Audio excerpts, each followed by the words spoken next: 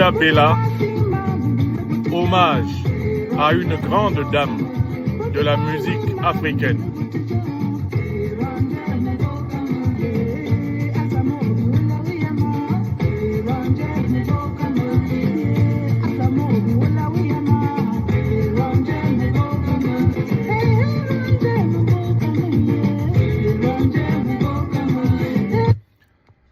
Je suis né le 31 mars 1972 au Cameroun. Très tôt, je crois dans l'antre même de ma mère, je me souviens d'avoir entendu l'Afrique chanter de 1000 façons possibles.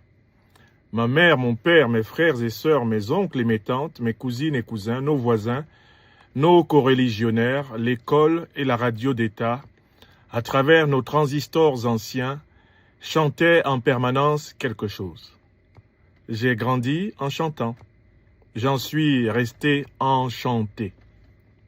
À plus de 53 ans et bientôt 54, j'entends encore toutes les chansons de ma prime enfance et de mon adolescence monter en l'homme adulte que je suis devenu.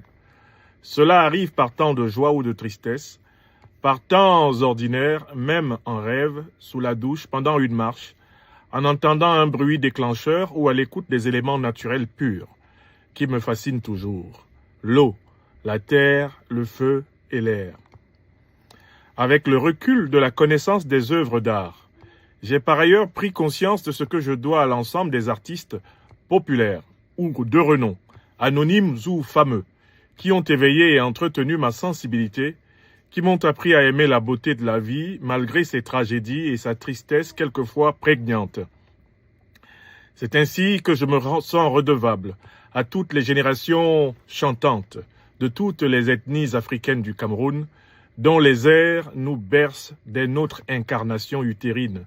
C'est ainsi que je me sens éternellement redevable aux grandes figures de l'art musical dont les sons enivrèrent ma vie utérine, mon berceau et mes jours et nuits, comme ils continuent à le faire aujourd'hui. J'ai ainsi une pieuse ferveur pour Jean Bikoko Aladin, Nele Youm, Toto Guillaume, les Black Steel, Pierre Didi Tchakounte, André Maritala, Ernesto Djedje Akendenge, Amédée Pierre, Rose Zambo, Anne Marizier, Beko Sade, Charlotte Mbango, Solomuna Moni Bilet, Hoygen Ekwala, François Louga, Ouroy, Bob Marley, les Kassav, Zanzibar et les Têtes Brûlées, Medjomensom Jacob, Manu Dibango, Saleh John, Francis Bébé, Douleur, Echo Roosevelt, Michael Jackson, George Brassens, Prince Nikombarga, Fela Nikulapo Kuti, le Bembea Jazz de Guinée, Franco, Franklin Boukaka, Taboulé, Eboa Lotine, Ben et Grace Deka, Dina Bell, Timé Foti, Bébé Manga, Sam Fantoma, Elvis Kemayo, Mayele, Pasteur Lapé, Tchalamwana, Nayan Kabel, Myriam Makeba, Sonny Okosons et bien d'autres encore. Mais j'écris ces lignes aujourd'hui pour une grande âme de la musique camerounaise dont je fredonnais les chansons depuis mon enfance, sans même savoir que certaines de ces chansons étaient d'elle. J'écris ces lignes pour payer un modeste tribut à Outa Bella, géniale artiste, chanteuse, compositrice originaire du Sud Cameroun, dont les chansons constituent aussi la chair musicale de mon âme depuis mon enfance, à tel point que j'ai grandi en croyant qu'elle était d'une façon ou d'une autre quelqu'une de ma famille. Outa Bella, dont j'ai découvert seulement après sa mort qu'elle avait doucement disparu début 2021 dans un hôpital parisien, rejoignant humblement la vie ancestrale. On s'accorde pourtant à l'appeler la première diva de la musique camerounaise. Née le 23 juin 1947, elle aurait eu 78 ans aujourd'hui si la mort ne l'avait point emportée à l'hôpital Saint-Gaudens en France. Selon certaines sources, son décès aurait eu lieu les 21 et 22 janvier 2021 et selon d'autres sources, plutôt le 7 février 2021 dans la pandémie du Covid. Sa carrière avait commencé à la fin des années 60, quand fille de paysans de la région de San Mélima, elle s'était rendue à Yaoundé, la capitale du Cameroun, dans l'intention ferme de commencer une carrière musicale, commencer dans la maison familiale, dans les gospels d'église, dans les travaux champêtres et dans les jeux de sa génération en pays boulou. Elle publie dans la foulée une série de 45 tours, dont le célèbre album Nassa Nassa, qui lance sa carrière internationale. Elle se fait solennellement remarquer lors de l'anniversaire des 20 ans du régime Ahidjo au Cameroun et popularise alors le rythme afro-punk dans lequel elle excelle. Écoutons un peu Nassa Nassa.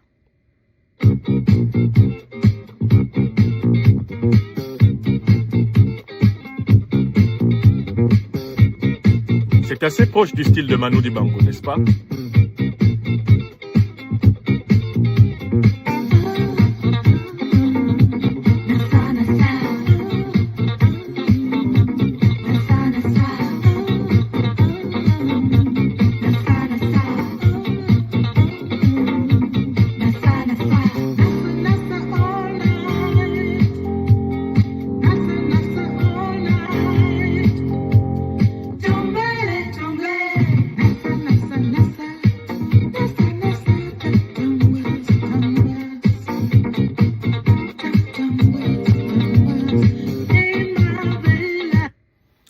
Elle se fait solennellement remarquer lors de l'anniversaire des 20 ans du régime Ahidjo au Cameroun et popularise alors, comme je le disais, le rythme afro-punk dans lequel elle excelle.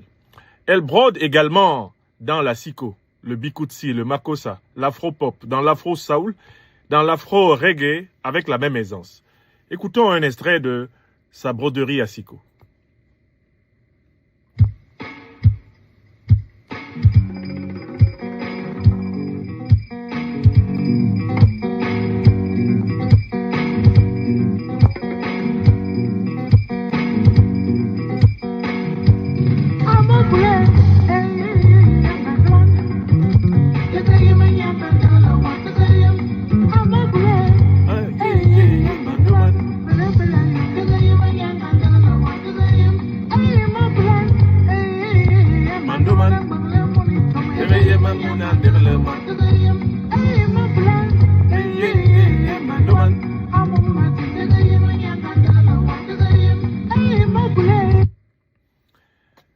Ainsi publie-t-elle les albums Nassa Nassa, Alou, Keke Meyilamba et plusieurs singles comme Metek en 1978, Pour être heureux en 1981, Mon Boulaye 1969, Zilinga, Bemo, 1969, entre de nombreux autres titres.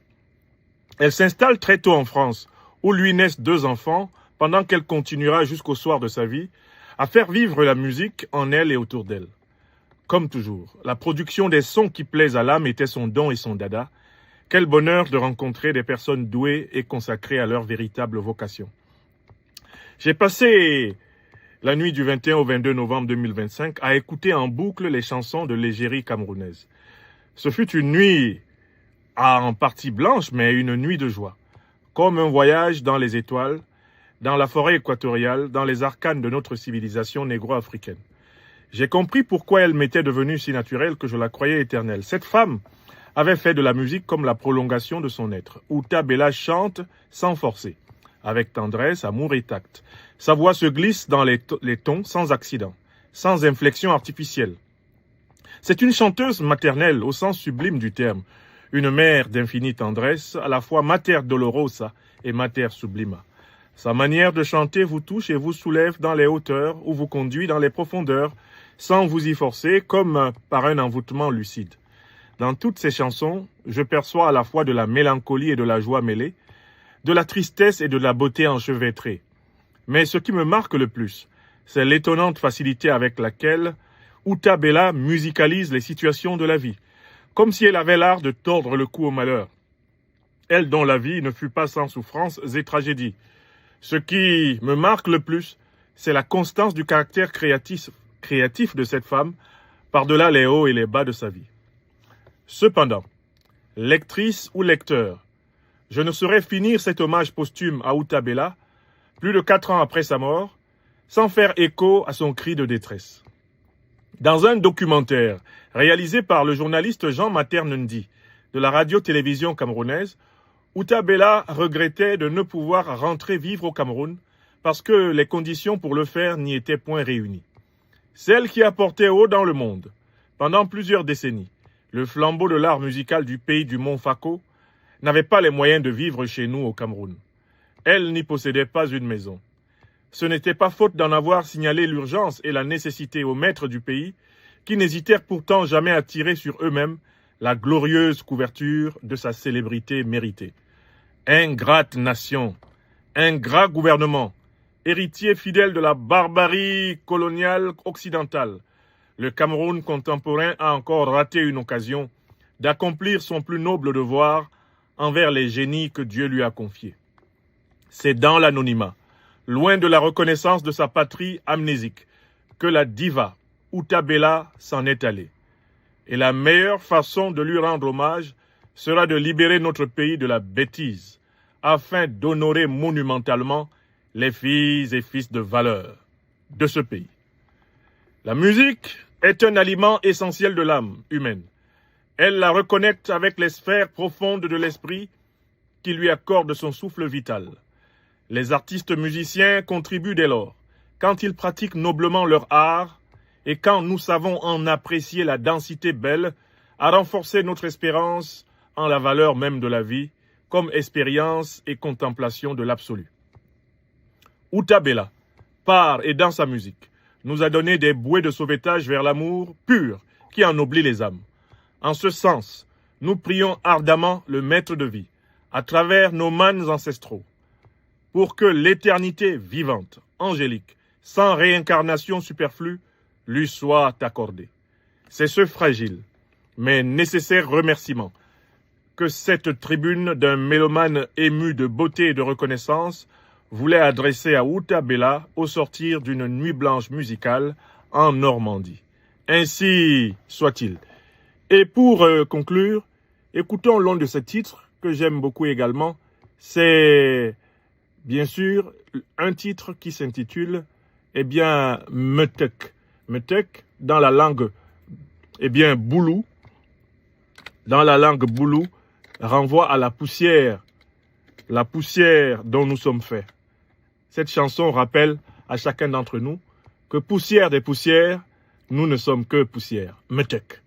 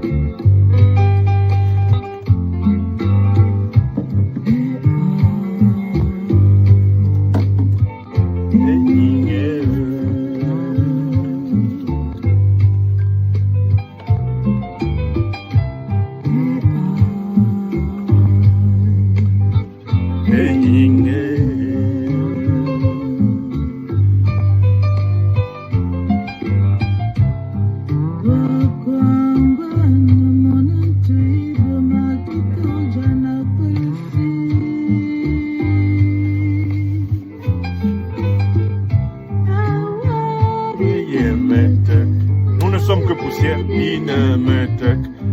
En boulou, cela veut dire nous ne sommes que poussière.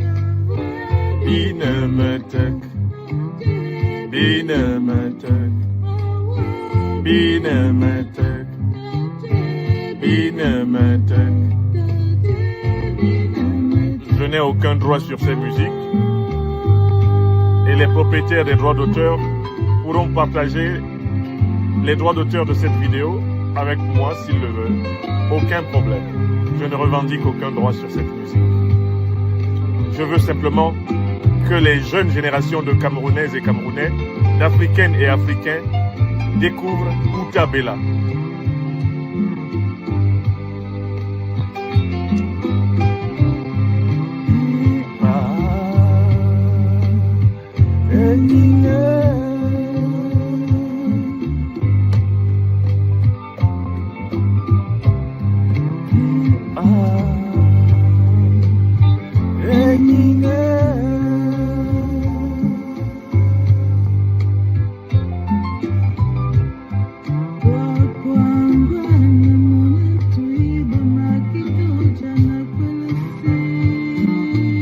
titre Metek, M-E-T-E-K, publié en 1979. Bine Metek, Bine Metek, Bine Metek. Nous ne sommes que de la poussière, nous ne sommes que faits de terre. C'est un appel à l'humilité, c'est un appel à la modestie. Nous ne sommes que poussière, poussière des poussières. Nous retournerons à la poussière. N'oublions pas, et merci à celles et ceux qui vont partager cette vidéo pour faire connaître l'œuvre de la grande diva de la musique camerounaise des années 60-70, Outa Bella. Merci infiniment. Merci de partager ceci à sa mémoire.